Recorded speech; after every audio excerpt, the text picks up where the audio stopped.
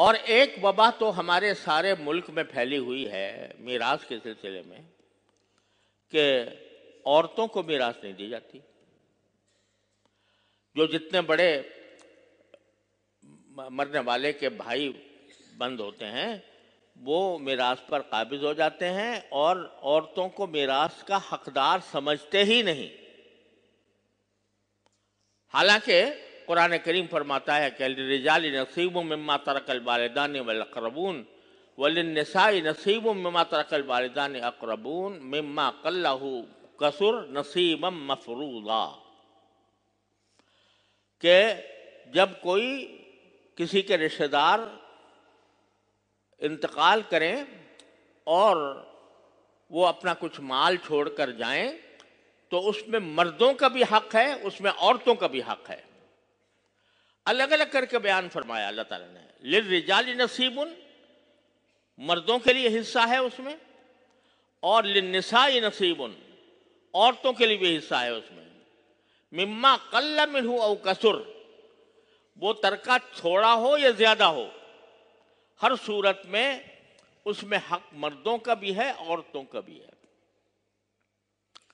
جیسے اگر ایک شخص کا انتقال ہوا، وہ اپنے بیٹے بھی چھوڑ کر گیا، اپنی بیٹیاں بھی ہیں، بیٹے بھی ہیں اور بیٹیاں بھی ہیں، تو شریعت نے فرمایا بیٹے بھی حقدار ہیں میراث کے اور بیٹیاں بھی حقدار ہیں.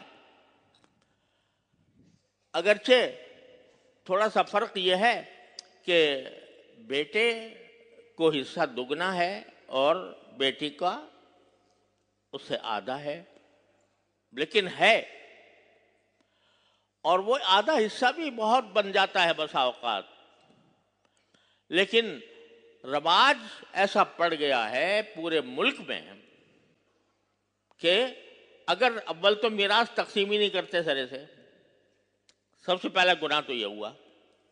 اب جو شخص بھی اس ترکے میں سے کھا رہا ہے وہ حرام کھا رہا ہے،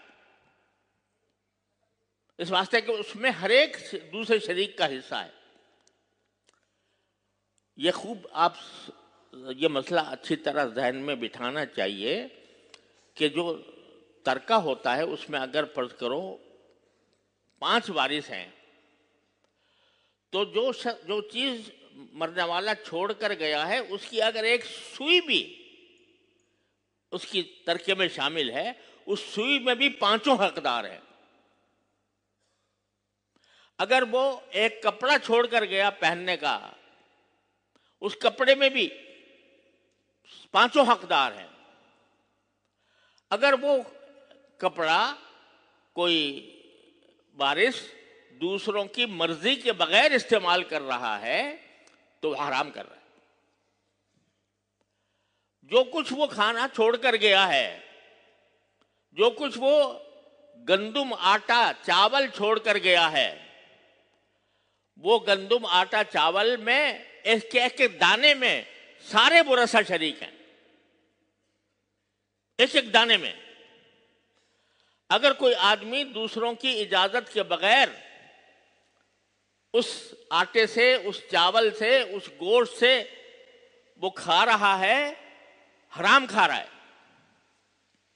جب تک کہ دوسروں کی اجازت موجود نہ ہو. اور اجازت بھی اس وقت معتبر ہے جبکہ دوسرے اجازت دینے والا عاقل بھی ہو، بالغ بھی ہو، عاقل بھی ہو. اگر چھوٹے بچے چھوڑ کر گیا ہے تو چھوٹے بچے کی اجازت معتبر نہیں.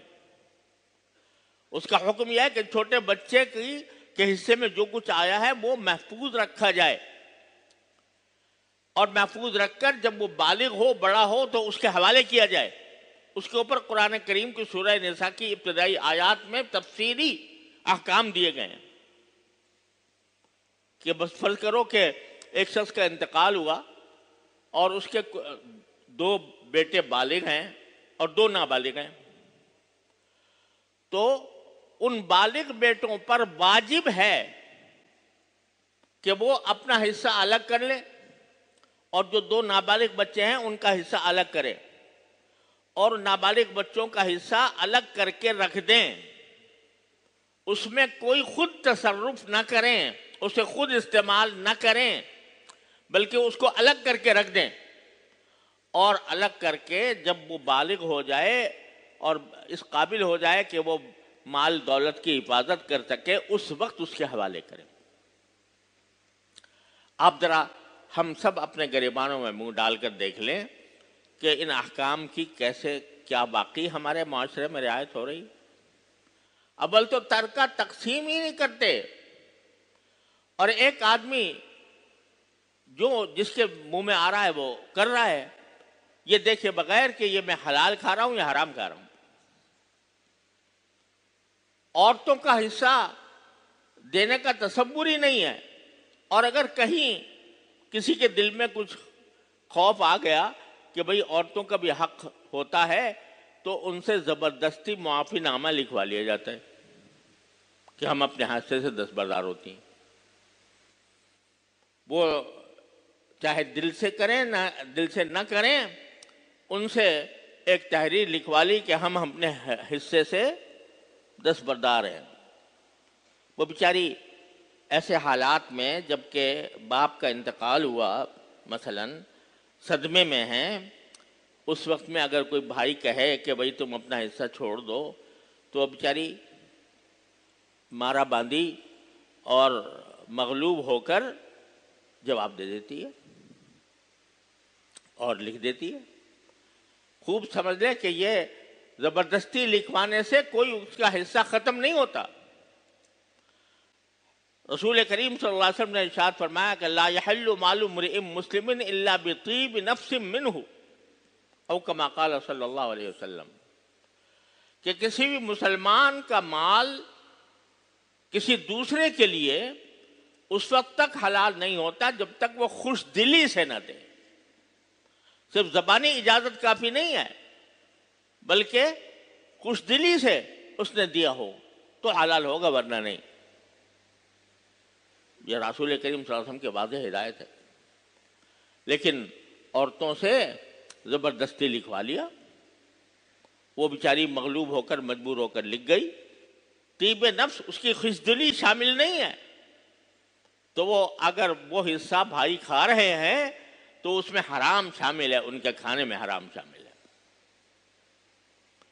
یہ ایسی ایک وبا ہے جو پورے معاشرے میں پھیلی ہوئی ہے، اور اس کے خلاف آواز نکالنا مشکل ہو گیا ہے۔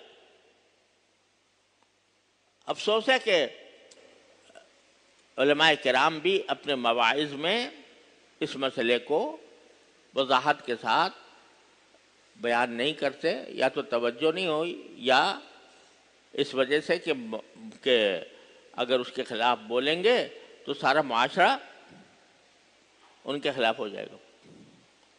اب ہمارے ہاں سے ماشاءاللہ بڑی تعداد علماء کی فارغ ہو کر جاتی ہے، اور اب جانے والی بھی ہے۔ وہ اپنے اپنے علاقوں میں پہنچتے ہیں، وہاں پر جو غلط رسمیں یا غلط رواج پائے جا رہے ہیں جو صریحاً حرام ہیں،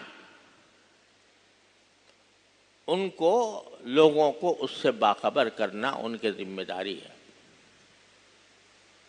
ان کی ذمہ داری ہے کہ لوگوں کو بتائیں کہ بھئی یہ کام، اس سے ہماری کھانے میں حرام شامل ہو رہا ہے، ہمارا لقمہ حرام ہو رہا ہے۔ اور جیسا پچھلے جمعہ میں عرض کیا تھا کہ حدیث میں رسول کریم صلی اللہ علیہ وسلم نے ارشاد فرمایا کہ انسان کے جسم پر جو گوشت حرام کھانے کی وجہ سے اگتا ہے وہ جہنم کا ٹکڑا ہے، وہ جہنم میں جائے گا۔ تو یہ جب تک ہم اپنے ان معاملات کی اصلاح نہیں کریں گے تو قرآن کریم کے اس حکم کی تعمیل نہیں ہوگی۔ یا ایھا الذین آمنوا علیکم انفسکم، اپنی خبر لو، اپنی اصلاح کی فکر کرو۔